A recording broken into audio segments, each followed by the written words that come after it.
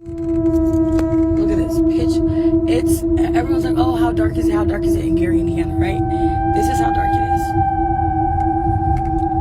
This is a fucking residential street. That's crazy. And it's like that for miles. It's like that in every fucking direction. Everywhere you look is like that. Except for the small areas that have power. Everywhere you look, it's pitch black fucking dark. That's crazy. Hundreds of thousands of people in Northwest Indiana still cannot turn on their AC or their lights today. I want to show you that outage map from NIPSCO. At least 270,000 households are still in the dark. These outages are sending customers to any grocery store or gas station they can find that's open. Our Sarah Mucky is live in Highland, where the long lines are causing tensions to rise. Understandably, Sarah, what are you seeing?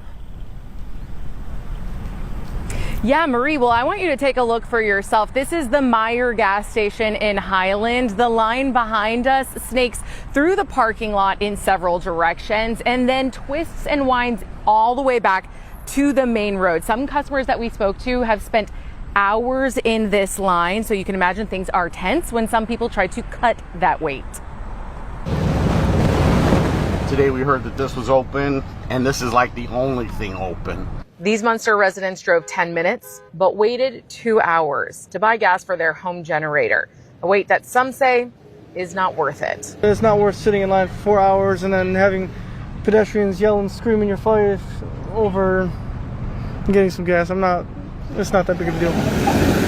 The line's so long that tempers accelerated quickly. Some drivers getting out of their cars to confront people they suspected of cutting in line. Others laying on the horn. These long lines playing out at other locations with gas, like this station in Maryville, where drivers could watch as power crews hit the road from the nearby NIPSCO headquarters. We prepare for these storms, and we were prepared to respond to the storm. That includes staffing. NIPSCO staff tell us this is the biggest storm damage in company history. At their peak, 300,000 customers were without power. That is more than 60% of the people they serve. Now they've called in crews, though there is no timeline yet on when everyone's power will be back on. We also have resources on hand. 1,200 contractors from various states across the country have arrived to help restore Northwest Indiana. So the customers that we spoke to in this line said that they are not worried about the gas station running out of gas. They have seen refill trucks come through here, but at the same time, they have also seen some drivers stranded when their cars didn't make it all the way to the gas pump. From Highland, Sarah Mucky, CBS News, Chicago. Yeah, pulling up there, running on fumes, I'm sure. Sarah, thank you. I have to say something, because what's happening right now in Northwest Indiana is so diabolical. Northwest Indiana has been without power for 7 days. If you don't know how Northwest Indiana works, they only have one power company. It's called NIPSCO. NIPSCO moves however the fuck NIPSCO wants to move. There are 3 cities that are in Northwest Indiana that are predominantly black and Latino, and the way that they are doing this, people, it's so wrong. They put up this list and timeline of when they're going to have power restored for all of these white cities. But there's no Hammond, there's no East Chicago, there's no Gary, Indiana, which is predominantly a black city. Now, all of these neighborhoods have been without power for 7 days. I'm from this area, and they are being robbed. There are people that are trying to break into other people's house to steal their generators. They don't have any food. They don't have any AC. And right now, across this country, we are facing a heat dome. There are elderly black Americans who are struggling. And the rich white cities, yeah, they're all coming together and helping each other out, but they're leaving Gary, Hammond, and East Chicago to fend for themselves. And it's fucking wrong. Especially because these are the communities that voted against the Republicans in that state, who are leaving them high and dry. And that's probably why they're not getting any help. My name's Asha, and I'm in a blackout, one of the worst ever for Indiana, and we're going on about a motherfucking week. So come get ready with me as I go in my house, load my fucking pew-pew, because people are robbing people for generators, and put new batteries in my flashlight as we navigate the fucking apocalypse. This is my dog Carter, by the way. As you can see, little and not able to bite a fucking thing. All right, for starters, we got the Walmart special. I went and bought 3 lanterns that all take batteries, and they come with batteries, so I don't have to buy any more, but I do have extra because I don't trust myself with candles, and it is pitch black dark. How dark, one might ask? Well, let me show you. This is how dark it is, and I'm in my car. Notable haul number 2. I have a battery set that I've already opened because I'm terrified to go in my house. But unfortunately, this is what we have to do because I no longer can afford to keep staying in hotels. And I also have no signal, so that's great. Now, before I go outside of my car to make sure my fucking doors are locked, because again, people are breaking into cars, houses, and stealing whatever they can get their fucking hands on, I'm going to make sure I have batteries in my flashlight. Now, one thing that I want to make abundantly clear... Yeah, I need to hurry up. One thing I want to make abundantly clear is the longer you stay your monkey ass in the car, the more chance you have of somebody running up and pistol whipping you. So you gotta hurry the fuck up. Oh my god, I didn't put the batteries in, right? We've got action. So my next step is going to be grab everything I can, get in the fucking house, and then get the batteries in my lantern using... Why is this flashing? Using... just this and my little one here, and then I'm gonna call y'all back. Shalom. I would like to give all honor, glory, and praises to YAHAWAH, BAHASHAM, YAHAWASHI, BAHASHAM, QADASH. I would like to give double honors to the apostles and the elders of Great Millstone. Salutations to all you sister Akim, pushing this word across the 4 corners of the world. And as you just saw from these previous series of videos, based in Northwest Indiana, they're dealing with a massive power outage following several rounds of destructive, severe storms this past week, like strong winds, including gusts near 99 miles per hour, which knocked down trees, utility poles, and power lines across the different communities within Northwest Indiana. And NIPSCO, which is Indiana's largest natural gas and electrical company, they recently stated how these catastrophic storms produced the largest outage event in NIPSCO's history, with more than 300,000 customers affected at different points. And it's going on like day 6 or day 7, or certain people within those areas do not have any electricity. And that vibration is provoking a demand for food, gas, people breaking into homes and stealing generators, breaking into cars, just committing all types of crimes. And Gerald Salente, who is a notable economist or financial market watcher, and he stated within the times to come, you're going to see crime levels in America that are going to rival that of a third world country. And according to Jeremiah, the 49th chapter, America, or Babylon the Great, according to the Holy Bible, is that wealthy nation that dwelleth without care. They see these dire straits happening within these so-called third world countries, like on TV or social media, that these same drastic measures can come to the front doorsteps of you powerful Americans. And just from a global perspective, it's all types of chaos, such as earthquakes all within diverse places, and everything that we are witnessing right now within these end times, all measure with the signs of our times, which is YAHAWAH BAHASHAM, YAHAWASHI, visiting the world which they made. And that takes me to Isaiah 13, verse 11. And I, referring to YAHAWAH BAHASHAM, YAHAWASHI, will punish the world for their evil, and the wicked for their iniquity, and I will cause the arrogancy of the proud to cease, and will lay low the haughtiness of the terrible. And pursuant to 2 Ezra, the 8th chapter and the 50th verse, it goes into about many great miseries shall be done to them in the latter time that dwell in the world. And why? Because they have walked in great pride, where these mere mortals who are considered as earth and ashes, and where their prideful attitude is they put themselves above the Most High.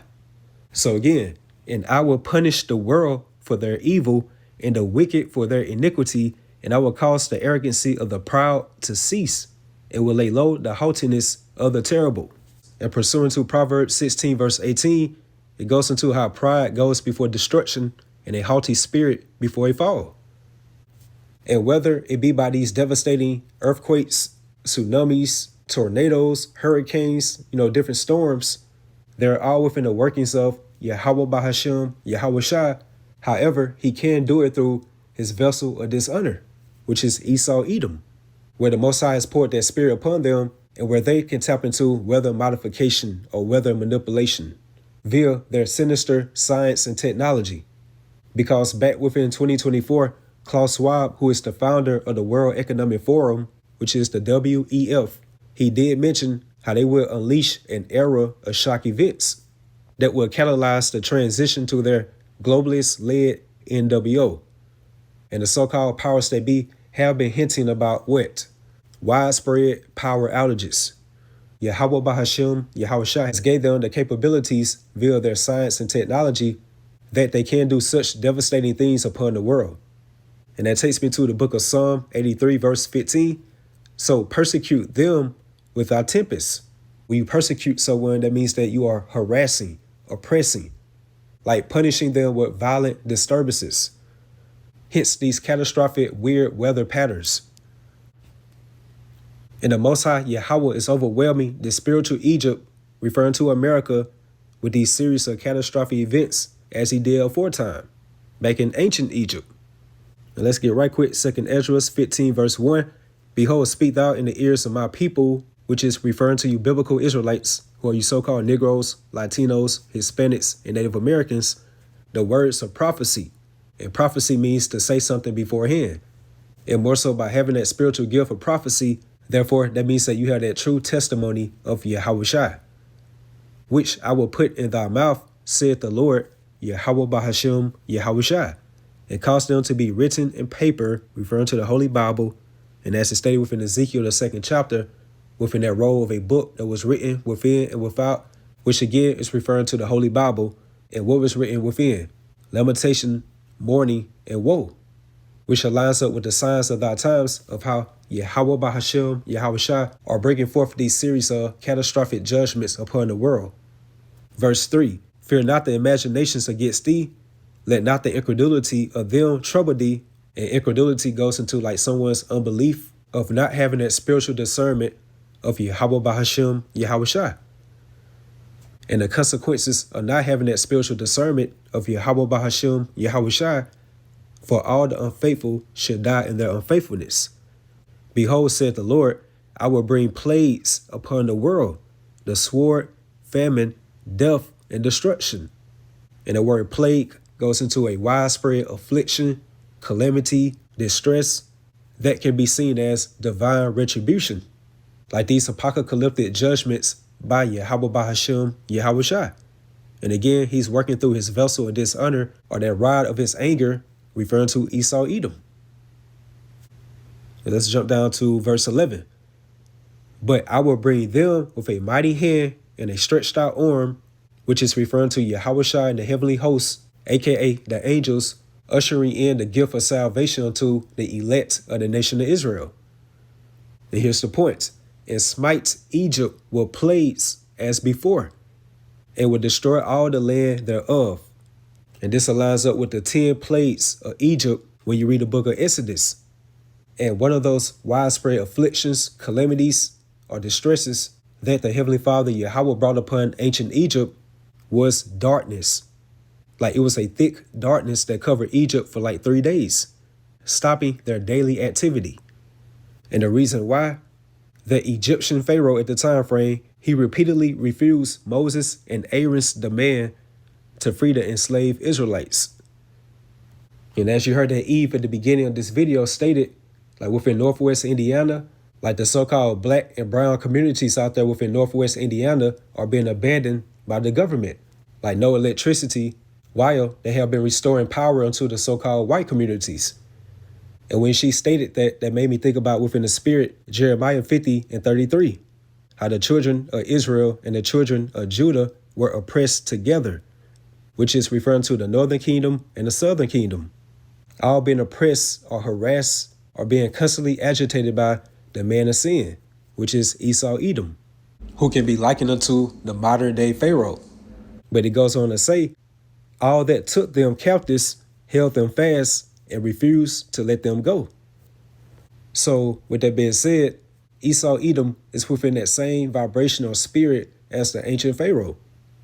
So again, back in 2nd Ezra, the 15th chapter and 11th verse, but I will bring them with a mighty hand and a stretched out arm. And when you read Isaiah, the 40th chapter and the 10th verse, it goes into how the Lord Yahawah will come with a strong hand and how his arm should rule for him, which is referring to his right-hand man or his only begotten son, YAHAWASHI. And YAHAWASHI is going to be waxed strong with the thousands of heaven. Hence, the heavenly hosts are the angels coming to bring forth judgment and salvation at the same time. And smite Egypt with plagues as before, and will destroy all the land thereof. So therefore, the things that was written aforetime was written for our learning. Like that which was then is now. So that pretty much concludes the lesson through the Spirit. Just going into how Gary, Indiana saw significant flooding and structural damage, in which the residents there are reporting collapsed roads, damaged utility poles, trees being uprooted out their foundations, and washed out infrastructures. And from the different scenes of Northwest Indiana, it has a leave the world behind type of vibe to it. And again, these are the apocalyptic judgments Yahawah BAHASHAM, YAHAWASHI is bringing upon the world, which they created, via his vessel of dishonor or wrath, which again is the tabernacle of Esau Edom, who are intentionally implementing these order out of chaotic events all upon the global stage. So with that, hopefully you all edified, you all stay strong, keep pushing forward. Shalom.